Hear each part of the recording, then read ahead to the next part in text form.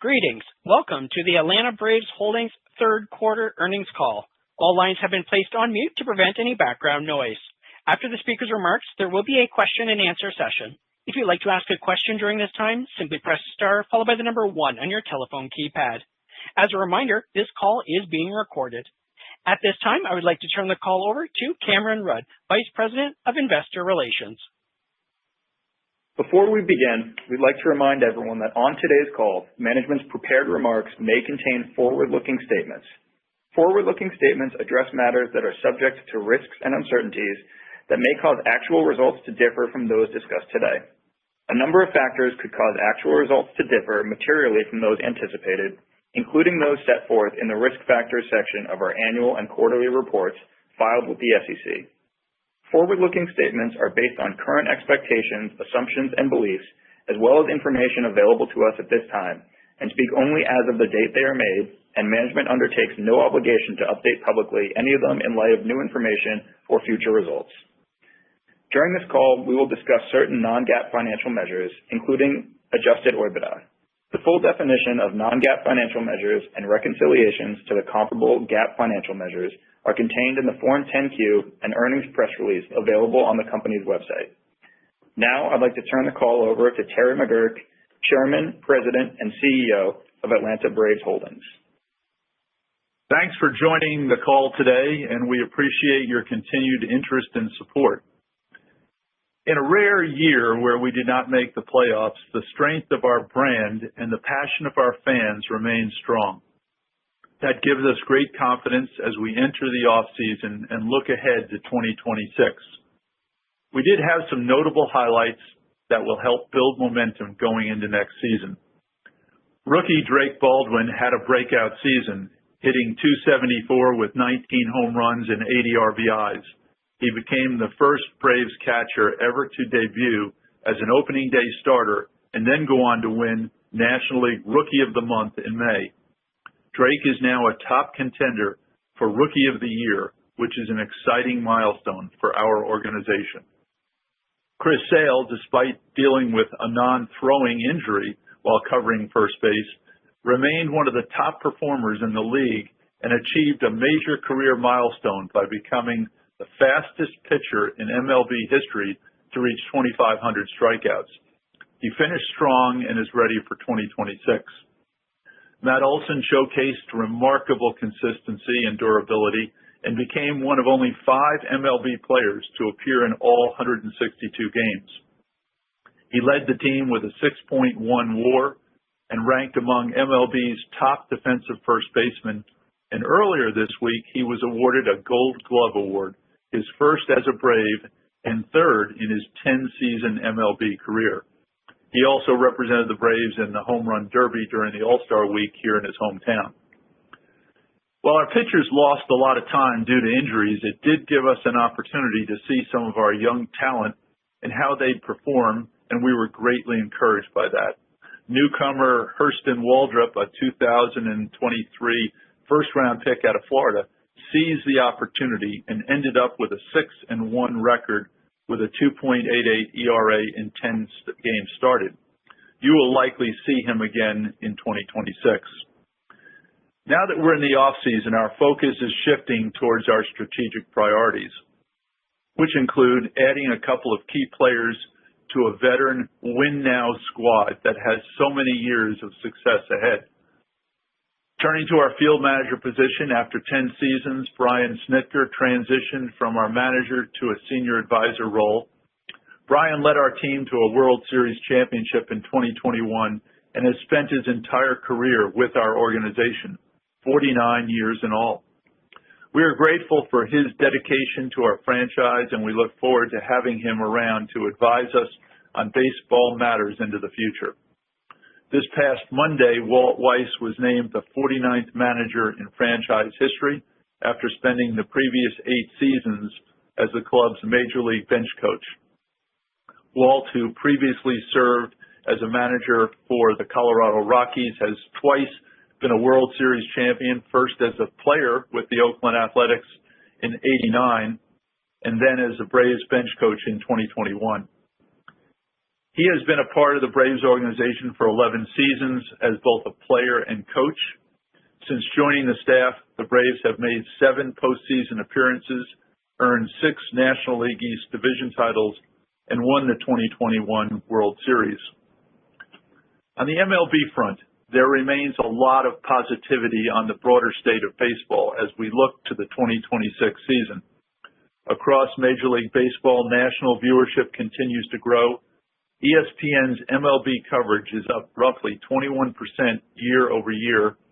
TNT Sports is up 29%, and MLB.TV consumption has grown by 24%. These trends further reinforce the growing engagement across the sport and underscore the strength of baseball's fan connection. We continue to see positive momentum following the regular season, including the highest postseason viewership since 2017, and an increase of 13% year over year. This all culminated in one of the most exciting World Series finishes in recent memory, only a few days ago, which saw an extra innings comeback in Game 7. Early indications have this as one of the highest-rated World Series games since 2017, with over 25 million fans tuning in to watch the finale. The global audience was on full display as well, welcoming millions of viewers from Japan and across Asia that, coupled with our domestic audience, highlight the state of baseball, which is an exciting upwards trajectory.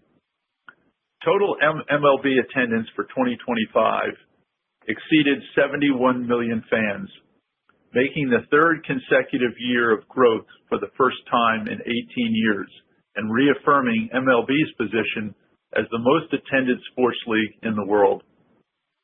This is a testament to America's favorite pastime, and the Braves country continues to play a major role in that success. So what we're doing within this organization is truly unique, not only in baseball, but in all of professional sports. The continued momentum and strategic interplay between our baseball and real estate segments remains remarkable and really reflects the long-term vision that has set the Atlanta Braves organization apart. Most every sports organization is trying to emulate our success in combining a stadium environment with a large, bustling, mixed-use development. And with that, I'll turn the call over to Derek, who will discuss in more detail how our season is shaped up and share more on our outlook heading into next year. Thanks, Terry. Although this season has brought its challenges, our team played their hearts out until the very end, and we're extremely proud of their achievements. The Atlanta Braves have a history of success on the field, and we remain focused and optimistic on returning to our winning ways and getting back to the postseason again next season.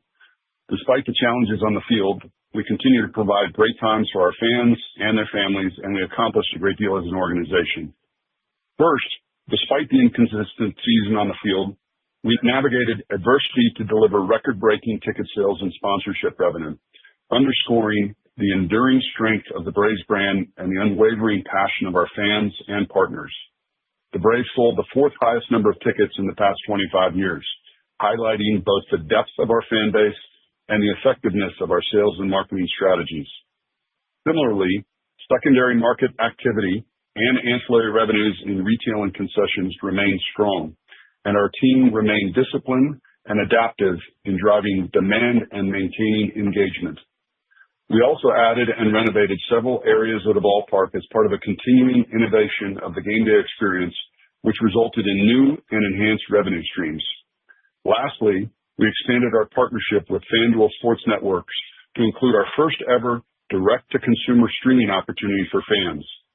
In addition, our new arrangement with Gray Media provided enhanced broadcast opportunities and more fans able to watch games in our territory. The result of the revised media approach resulted in strong ratings and allowed our entire Braves country television territory, among the largest in sports, to follow their favorite team. Ticketing remains a top priority for us as a meaningful driver of revenue, and we're proud to have our premium and full season ticket inventory sold out through the end of the season, our 3rd straight year of doing so. While attendance moderated slightly in late August and September, primarily from lower single-game tickets, Demand for season, group, and hospitality package offerings remains robust. We sold out 24 games this year and had high record revenue from a number of those games. We sold over 2.9 million tickets in 2025, a level that puts the Braves inside the top 10 highest in MLB for the fifth consecutive year. As we transition into the off-season and begin planning for next year, our team is still actively evaluating pricing and inventory strategies to further optimize our ticket mix. These changes will better optimize how we manage our ticketing process from start to finish, and we are hopeful that this will make a meaningful change in our operations. We remain committed to our growing and loyal fan base and are focused on enhancing the fan experience, including more innovative changes to the ballpark, while driving continued growth around Truist Park and the Battery Atlanta.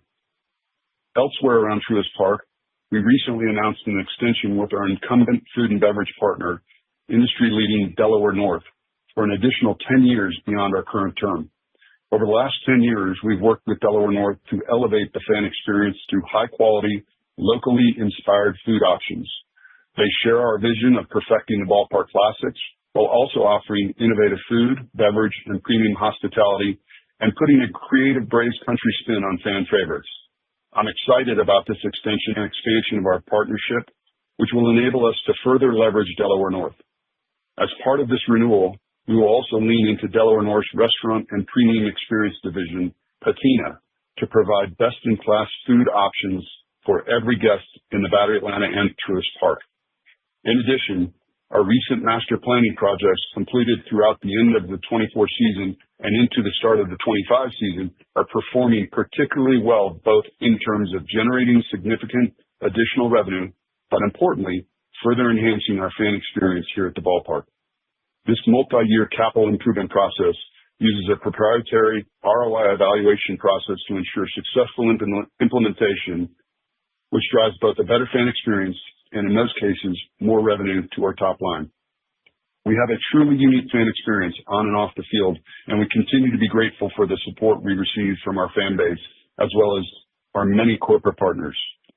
Our park operates as much more than just a baseball field, and including events already booked in the fourth quarter, we expect to host over 150 separate events this year within Truist Park. These events include conferences, corporate seminars, client entertainment, and company celebrations, among others. Some use the field and some use our variety of premium and expanded facilities to create memorable events. In addition to the park itself, we held over 195 events in the Battery through the end of September, including movies on the lawn, concerts at the Roxy, yoga mornings, 5Ks, farmer markets, and more. We believe that our unique business model remains the gold standard across professional franchises, and we have seen countless organizations attempt to replicate what we have built here. This was on full display in this year's successful Major League Baseball All-Star Week, where thousands of fans and industry executives from across the globe were able to see our entire project in action, many for the first time. This campus is not only home to thousands of employees that work in the approximately 1.7 million square feet of office space we operate, but a destination for millions of visitors who grace the Battery each year, which continues to grow. And with that, I will now turn the call over to Mike, who will provide an update on this growth and the developments within our expanding and strong real estate portfolio. Thank you, Derek. As you all know, the Battery Atlanta was conceived to not just be a destination for Braves games, but a year-round lifestyle, entertainment, and commercial campus built to complement and de-risk the dependence on game day revenue. And now that we are outside the baseball season, it's becoming more evident just how important this is to our organization. As Derek mentioned, we have hosted and activated 195 events at the Battery Atlanta, in addition to 81 baseball games through the end of September, including a variety of concerts and common area events. Of this number, the Roxy has held 72 concerts this year, including 28 concerts in the third quarter alone. The total events hosted at the Roxy are expected to exceed 150 by year end. As we head into the fourth quarter, we are looking forward to the Battery's presence in the community, highlighted by our various holiday events. These events include our tree lighting ceremony, as well as our New Year's Eve celebrations, which saw over 33,000 attendees across both events last year. I'm pleased to report that our mixed-use development revenue continues to perform well and represents approximately 11% of the company's total revenue year to date. Notably, in the third quarter of 2025, we saw an impressive 56% increase in mixed-use development revenue compared to the prior year period, reaching $27 million, driven by the performance of our recent acquisition, Pen & Park, strong leasing activity, and enhanced tenant engagement. On a go-forward basis, we are now generating more than $100 million annually in revenue from our real estate holdings, an incredible achievement as we grew this from zero less than only 8 years ago. One of the most significant moves this year was our strategic acquisition of Pen & Park. This acquisition greatly expanded our office footprint and brought significant leasable square footage to our existing 100% leased Battery office space. We continue to receive incredible positive responses from the Pen & Park tenants since taking over the complex earlier this year. With relative minimum capital improvements, we anticipate Pen & Park being 90% leased by year-end, a substantial improvement from the sub-85% occupancy the building was at when we acquired it back in April. This is a testament to our team and brand as we attract top tenant profiles and companies who wish to partner with us and know the operational expertise we bring to our campus. Our purchase has reinvigorated the market in this area, and we have seen the results of this catalyst in our existing tenants who continue to expand and extend, as well as new tenants who are looking to work with us for the first time. Looking ahead, we will continue to focus on improving tenant experience and operational efficiency with amenities such as fitness centers, conference facilities, enhanced security, and recreational options that make our properties highly attractive. Our ability for tenant improvements allows us to further optimize our footprint, and as an example of this, we are excited to welcome J. Alexander's, a high-end American cuisine restaurant, to the Battery next year, replacing the space of a tenant who was underperforming in their location. Additionally, our ongoing partnership with local and regional stakeholders ensures we maintain strong community ties and continue to position the Battery Atlanta as a premier destination. Elsewhere around our extended campus, the Henry development across from Truist Park is well underway as construction ramps up for the two-tower complex, which will bring additional apartments, hotel rooms, and condos adjacent to the Battery to be connected with a newly constructed pedestrian bridge. In closing, I want to thank our leasing, property management, and development teams for their execution this quarter, as well as the broader Braves organization for their support.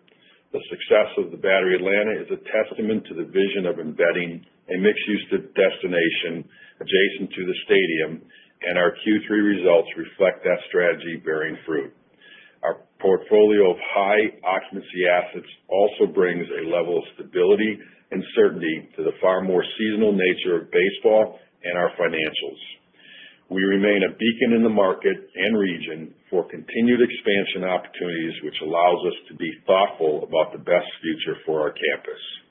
I'm proud of what we have done, and I'm excited for all that is to come. With that, I'll turn the call over to Jill to discuss our financial results in more detail. Thanks, Mike. Before I begin, I want to remind everyone that a majority of our revenue is seasonal and is aligned to the baseball season. During the third quarter of 2025, we played 41 home games. Despite on-field performance, we continue to be encouraged with our revenue growth. In the third quarter, total revenue was $312 million, up over 7% from $291 million in the third quarter of 2024. As a reminder, the company manages its business based on the following reportable segments: baseball and mixed-use development. Total baseball revenue was $284 million in the third quarter of 2025, up from $273 million in the third quarter of 2024. Baseball event revenue increased to $176 million during the third quarter of 2025, compared to $173 million during the corresponding period in the prior year, primarily due to contractual rate increases on season tickets and existing sponsorship contracts, as well as new premium seating and sponsorship agreements, offset by attendance-related reductions in concessions revenue. Broadcasting revenue increased to $79 million in the third quarter of 2025 compared to $71 million during the corresponding period in the prior year, due primarily to the impact of our renegotiated local rights agreement signed at the end of 2024. Next, our mixed-use development revenue was $27 million in the third quarter of 2025, up over 56% from $17 million in the third quarter of 2024. This was primarily driven by a $9 million increase in rental income, which includes revenue from our Pennant Park acquisition and new lease commencements, including the Truist Securities building, and to a lesser extent, sponsorship and parking revenue. Adjusted OIBDA was $67 million in the third quarter of 2025, an increase of over 113% from $31 million in the same period last year.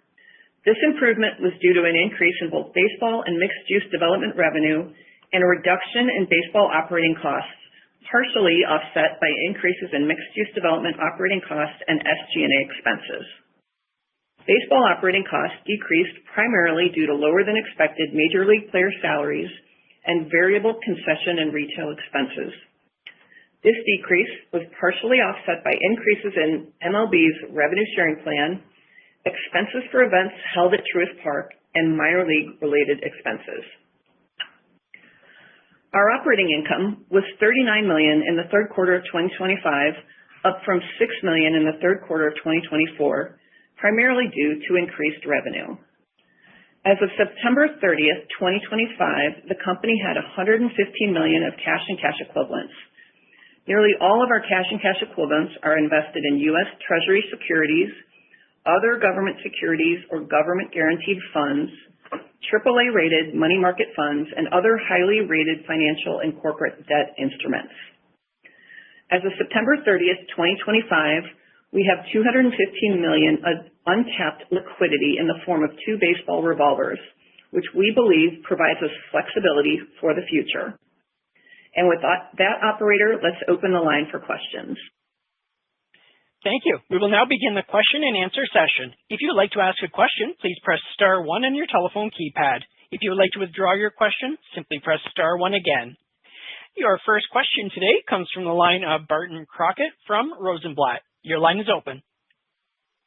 Okay, great. Thank you for taking the question. I guess one of the things I was just wanting to drill into a little bit is you mentioned you're doing some work on tickets and ticket pricing, and really, I think there's a little bit of interest from this from a number of quarters, and I was wondering if you could address a couple of things. One is, there's been some reports about, some people having to pay much higher season pass prices. I was wondering if you could address, just what's going on there. And just more generally, how should we think about kind of average kind of revenue per ticket trajectory for you guys in the upcoming season in 2026?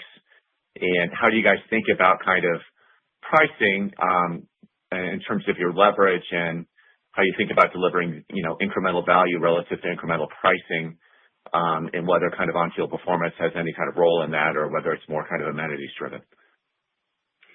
Hey, Barton, it's Derek. Thanks for the question.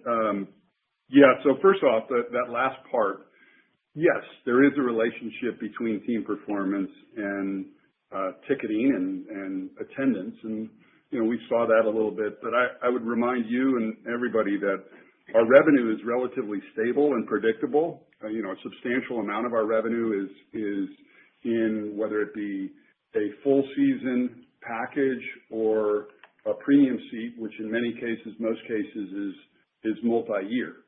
So the commitment is longer term. So that's why we can predict what that revenue is going to be over a period of time. As it relates to the season pricing, we, like all teams, are studying what our pricing is each and every year and trying to understand what's the best pricing options and products that we can go into the marketplace with. Many years we make changes to that. In some cases we go up a little bit, some cases we go down a little bit. One of the important parts for us is that we have packages and offerings that are available at every price point.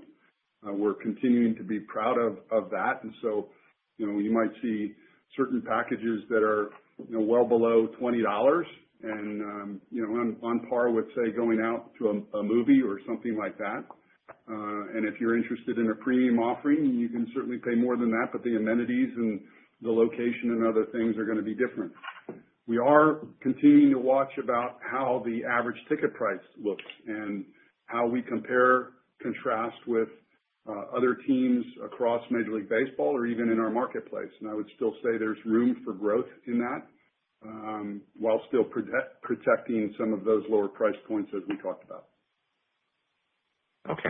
But is it reasonable to presume that there's going to be some inflation plus kind of growth in average revenue per ticket in the upcoming season as part of a base plan?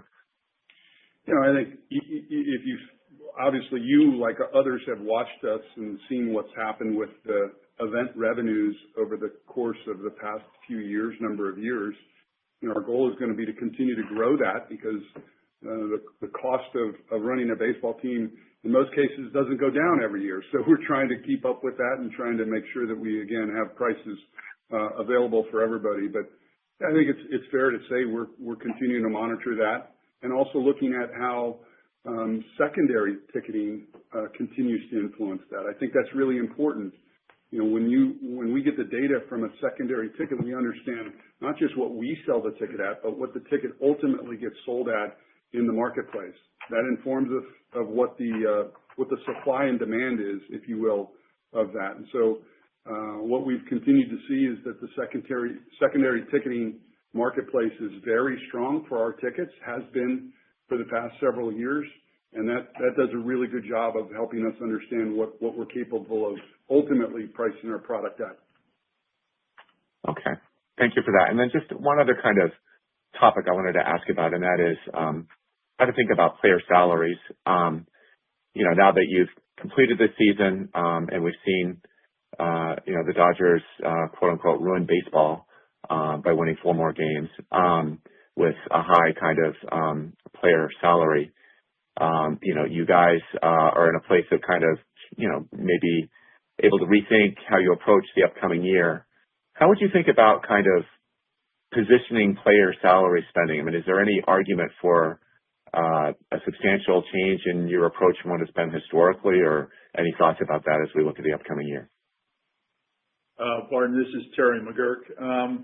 Well, I won't comment on the expenses that the Los Angeles Dodgers had, but back to the Braves, we've always professed to try and be a leader in player compensation from a team standpoint.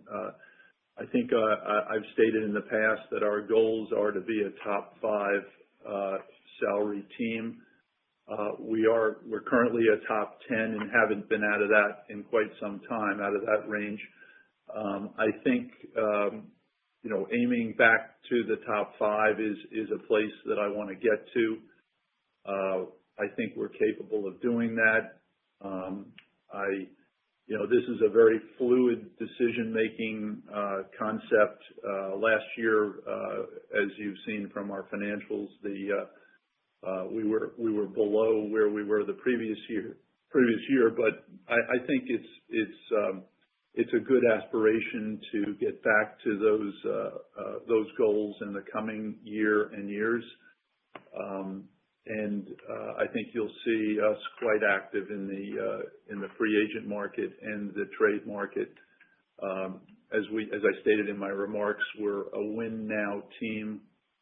We want to fill in the places where we might have players that need replacing, but the majority of the reason for last year was injuries, as we know, and even back into the previous year. So everybody's back at full speed except Smith Sharver, who's coming back probably about mid-year from Tommy John. So we're very, very optimistic about what the team looks like for next year.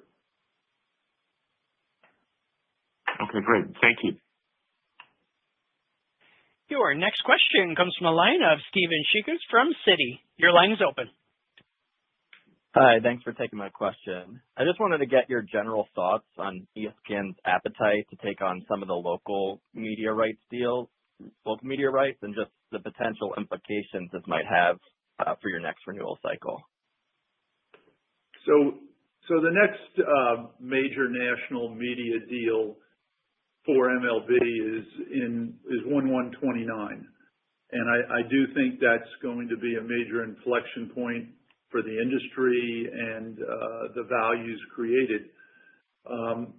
Between now and then, I think MLB will be in lots of discussions with their teams, with the 30 teams, about how the best way to structure our offerings into the future. And we certainly know that local games rate incredibly high compared to national games, and that a component of that offering in 29 will include local games. And I think that will be very attractive to many like ESPN and to the entire digital streaming universe. And,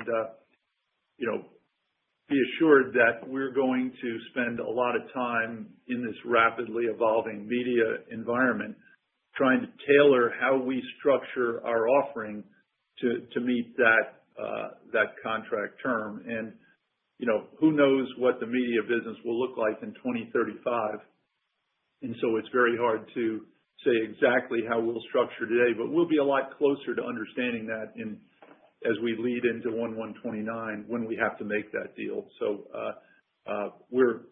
it's a fluid set of decisions, and we will be ready to make those good decisions at that time. Got it. Super helpful. Thank you. And that concludes our question and answer session. I will now turn the call back over to management for closing remarks. Well, on behalf of everybody here at the Atlanta Braves, we appreciate you listening in. Thank you, and look forward to seeing you and talking to you next time around. This concludes today's conference call. Thank you for your participation. You may now disconnect.